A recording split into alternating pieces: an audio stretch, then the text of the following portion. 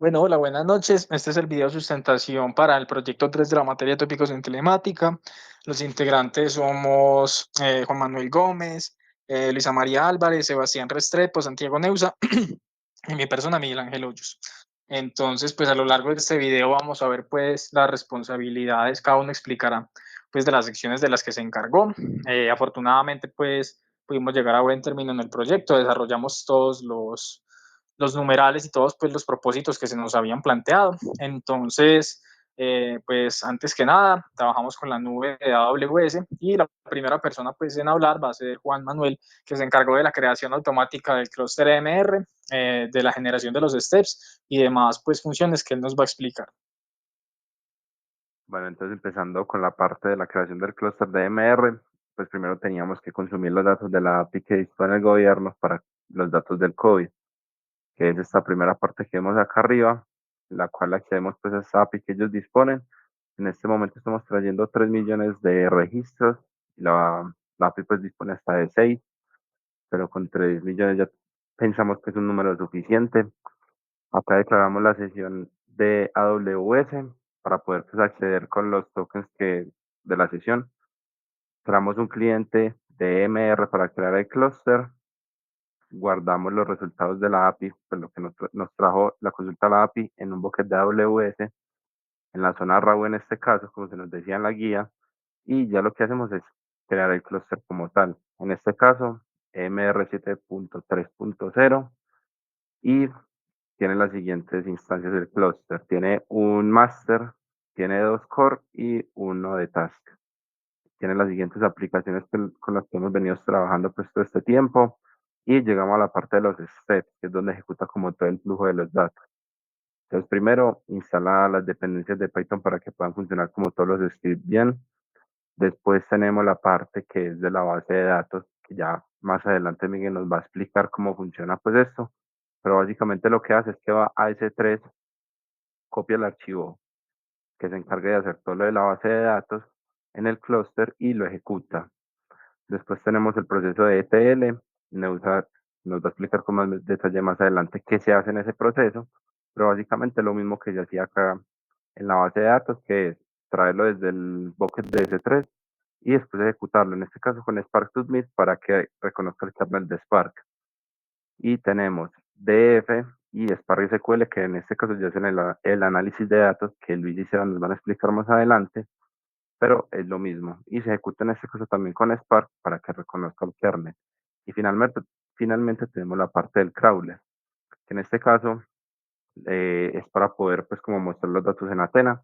Más adelante lo vemos con un poquito más de detalle. Y voy a aclarar que una vez se ejecuten todos estos pasos, lo que va a pasar es que el clúster se va a caer. Pasemos acá a AWS para mirar. Y acá ya tenemos como un clúster que funcionó, que es este último de acá arriba. Y acá podemos ver como el resumen de los steps. Vemos que todos pues, pasaron sin ningún error. Y para ver pues como el output de los datos que trajimos, pues, tenemos este que es el de LETL. Acá nos muestra las columnas que tiene. Y podemos ver el número de registros que teníamos inicialmente, que era 3 millones. Ya después pues, del proceso quedamos con cerca de 6.600.000 datos. Y eso sería todo por la parte de la creación pues, del clúster. Bueno, entonces posteriormente, pues a lo que era la creación del clúster y el consumo pues de data desde API, que nos habló mi compañero Juan Manuel, pues teníamos que realizar también pues el diseño de la base de datos para hacer un análisis complementario. En este caso, para esto utilizamos una instancia de S2 sobre la cual instalamos MySQL. Juanma es la primera, la que dice COVID normal.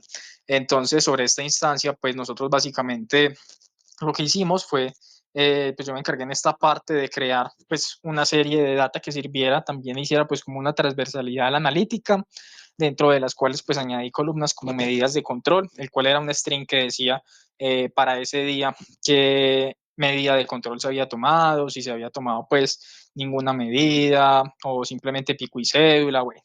Adicionalmente se tomó también porcentajes de ocupación por UCI, la fecha de reporte, cuántas personas se vacunaron ese día, cuál era la probabilidad de la tasa de transmisión y demás. Digamos que pues en este caso también, aparte de hacer el script de creación, que es el que mencioné anteriormente, debíamos hacer un script que se encargara de exportar esa data hacia S3. Ambos scripts los podemos encontrar dentro del repositorio. Cabe resaltar pues que en total se tomaron pues el día de inicio desde que empezaba la data que nosotros teníamos en la API hasta el día en que terminaba. Y ya tomando eso como base, pues para cada uno de esos días en ese intervalo de tiempo, que eran más o menos 2 años largos, pues añadíamos uno de estos registros que les estoy comentando. Aquí en este caso vemos pues la data cargada en S3, covid-data.csv fue la que cargó mi compañero Juan Manuel desde la API. Y abajo vemos pues la carga por archivos desde una base de datos que se llama db-data.csv. Esto lo cargamos en el directorio route del bucket en S3, como pues bien lo indicaba el proyecto, para posteriormente pasar a la parte de ETL, que ya mi compañero Santiago les va a explicar. Bueno, entonces para la parte del ETL, recordando que con el ETL nos enfocamos como en la transformación de la data que está en Row para como mejorar las columnas, eliminar los datos duplicados y todo esto. Entonces lo que se hizo fue utilizar un documento de Python que utilizara por debajo PySpark con el cual se hiciera la limpieza de datos. Entonces ahí como podemos ver, lo que hicimos primero fue cargar ambos datasets porque el ETL se debía aplicar sobre los dos datasets ya que en ambos cabía la posibilidad de que hubieran datos que se podían corregir. Y bueno, lo primero que se hizo fue eliminar las columnas innecesarias, que como ahí vemos, eliminamos un par porque veíamos que para el análisis final no eran columnas necesarias. Luego también de eliminarlas, seguimos un estándar para renombrar las columnas. En lo que se hizo fue primero ponerlas en minúscula, luego quitarle los espacios y cambiarlo por guiones bajos y también quitarles las tildes. Además, como vimos que algunos nombres no eran descriptivos, lo que hicimos fue cambiar esos nombres por unos que fueran más descriptivos, como lo podemos ver en ese arreglo, en ese diccionario. Más adelante nos encargamos de eliminar los datos duplicados para ambos y vimos que había una reducción importante. Como lo dijo mi compañero al principio, se pasaba de 3 millones de registros a 2.600.000. Luego con PySpark Functions nos encargamos de eliminar como los espacios en blancos que habían, porque había veces en donde se ponía que los datos, que donde no habían datos se ponía con NA y otros en donde solamente era un espacio en blanco, un guión. Entonces, lo que hicimos fue redefinir eso para que todas las casillas tuvieran un valor, así fuera N-A. A partir de esto, se continuó como con el formateo extra de las columnas y al final lo que hicimos fue guardar los archivos en la zona Trusted, porque como recordamos hay tres como facetas del almacenamiento de archivos, que primero es Raw, luego Trusted cuando hay un como procesamiento inicial de los datos y luego Refined cuando es que se hace el análisis real de los datos. Entonces de esta parte me encargué yo y así quedó. Bueno, ya la tercera parte con la que continuamos fue como tal la parte de analítica que viene después de haber todo hecho la parte de ingesta y posteriormente la parte de transformación que ya se acaba de mencionar. Entonces, como tal, en la parte de analítica creamos dos notebooks o dos archivos Python, que uno fue con data frames usando PySpark y el otro fue Spark SQL usando PySpark. Entonces, el de data frames, ambos le responden a unas preguntas de negocio que ya más adelante vamos a explicar y estos ambos fueron desarrollados en Jupyter en un clúster de MR para posteriormente ser pasados a estos archivos Python.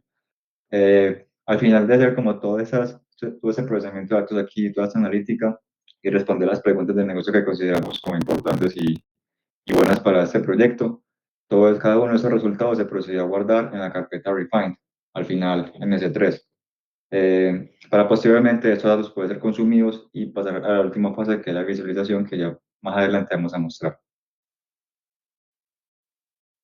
Bueno, ahora bien, con las preguntas de negocio que nosotros buscábamos responder, pues más que todo nos basamos en ambos datasets que teníamos para poder dar un análisis más amplio y realmente pues tener como mejores respuestas a las preguntas que queríamos plantear. Realmente nos planteamos 12 preguntas que todas eran basadas como en lo que se plantea en un eje central, que era como mirar cómo iba la evolución del COVID en Colombia. Y la primera de ellas era la distribución primero geográfica de los casos, que era entender cómo se distribuía la pandemia como tal, tanto en departamentos como municipios, para ver cuáles eran realmente los más o menos afectados que habían en la zona que de mayor había incidencia de la problemática. La segunda era la evolución temporal de los casos, que es un análisis que nos permitía identificar los días en los que realmente había una mayor cantidad de casos registrados positivos de COVID y realmente cómo evolucionaba respecto al tiempo los casos que salían positivos. Después fue la distribución de edad, que era para ver realmente qué grupos de edad o qué edades específicas eran las más afectadas por la pandemia. Después la distribución de sexo, que también es demográfica y buscaba entender si existe o no una diferencia significativa en el impacto del virus según el género. También teníamos una tasa de recuperación por sexo que buscaba evaluar si había alguna diferencia en la efectividad de la recuperación que había entre ambos géneros. Y la tasa de recuperación también por departamento, que busca identificar en qué regiones se tenían un mayor éxito en la recuperación de los pacientes y en cuáles no. Basado también en como lo anterior, también buscábamos mirar la mortalidad por municipio y era buscar en qué municipios realmente habían tasas más altas de mortalidad respecto a sus casos totales y su proporción y los tiempos de evolución de la enfermedad, que buscaba estudiar los intervalos típicos entre la aparición de síntomas, diagnóstico y recuperación. También se buscaba hacer las estadísticas por municipio, que analizaba la variación entre los tiempos de recuperación dependiendo de la localización geográfica que tenía cada uno de los casos y buscar una relación entre la transmisión y la vacunación, que lo que hacía es mirar si hay una correlación entre las tasas de transmisión y el nivel de vacunación, a ver si realmente sí se mejoraba esa tasa de transmisión respecto a la cantidad de vacunados que iba a haber como por localización geográfica. También mirar la efectividad de las medidas de control, que era mirar el impacto que tenían las diferentes medidas de control en la tasa de recuperación de los pacientes y mirar una relación de edad y ocupación de UCI, que lo que buscaba es entender si hay una correlación entre la edad y cuál era realmente como la frecuencia de que esos pacientes basados en una edad determinada cayeran o no en una unidad de cuidados intensivos y su evolución.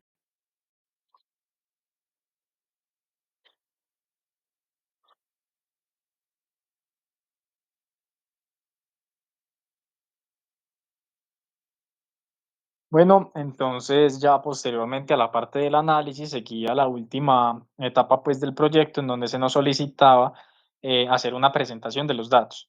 Entonces debía pues en este caso hacerse vía tanto API Gateway como vía Athena. Entonces yo me encargué pues de una parte de la API Gateway. Para esto utilizamos pues dos servicios de AWS. Uno de ellos era Lambda. Entonces Lambda son funciones serverless que podemos ejecutar por medio de triggers y básicamente lo que hicimos fue diseñar una función lambda en donde pues yo iba y accedía al bucket en la carpeta Refiner. Aquí pues iterábamos sobre cada uno de los elementos que estuvieran en esta carpeta y lo que hacíamos era devolverlos por medio de un endpoint.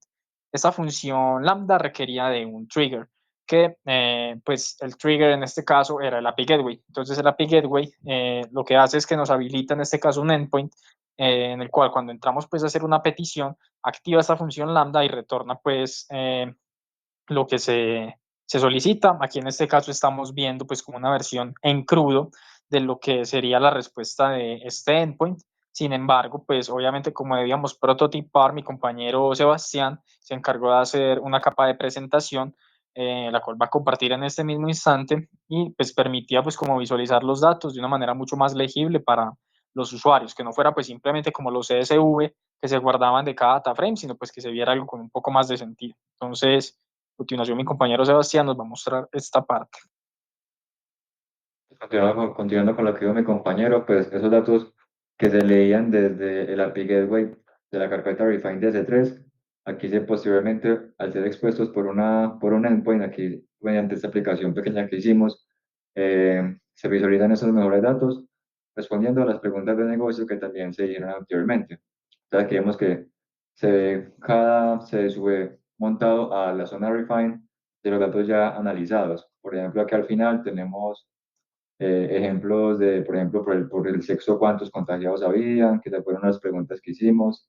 También aquí cuál era el promedio de días en que se diagnosticaban y el promedio de días en que se recuperaban. Entonces aquí lo que hicimos fue como una pequeña visualización de todos esos datos, de esos resultados de la analítica, que como dijo mi compañero, fueron expuestos mediante un endpoint, mediante la función lambda que hizo, y lo que hace básicamente esta vista es mostrar todos esos resultados en lo que representarían esos data frames que nos dieron como resultados en la fase de analítica. Bueno, como la siguiente parte, además de mostrar los datos por API Gateway, era mostrarlos por Athena, entonces eso fue lo que me encargué yo. Entonces, primero nosotros nos dimos cuenta que antes de poder visualizar los datos por Athena, tocaba hacer el esquema de los datos utilizando Glue. Y de Glue como servicio de AWS había que utilizar algo específico llamado el crawler. Entonces, uno de los steps, que de hecho es el último step que se hace cuando se crea el clúster EMR, es como correr este programa que se encarga de verificar primero si existe el crawler como en el servicio Glue de AWS, y si no existe, lo crea, lo asocia a una base de datos, toma como input el S3 que contiene la data ya en la carpeta Refined, lo mete en el crawler para que se cree el esquema de la base de datos, y luego ya de que el crawler esté creado, uno puede acceder directamente a AWS para ver los datos desde Athena. Entonces, si uno quiere hacer la analítica de Athena, tiene que siempre correr este crawler como para que tenga los datos con la última actualización, porque si no se corre el crawler, se va a quedar con los datos de la última vez que se corrió. Entonces, bueno, por eso es que cada vez que se corre el clúster, se corre también este workflow, por así decirlo. Entonces, si nos metemos a Athena, podemos ver que al seleccionar la base de datos se van a encontrar todas las tablas del análisis final. Y asimismo, como se hizo con la página web que hizo mi compañero Sebastián, que se pueden visualizar desde ahí, desde acá también se pueden hacer como otras visualizaciones, hacer los selects necesarios, hacer queries, y esas queries se pueden exportar a un bucket, porque cada como procesamiento que uno hace en Athena se puede vincular a un bucket de S3. Y listo, ese fue como todo el proyecto que hicimos, todas las etapas, todas las fases, de tanto de procesamiento como analítica que nosotros hicimos internamente. Y sí, muchas gracias, profesor.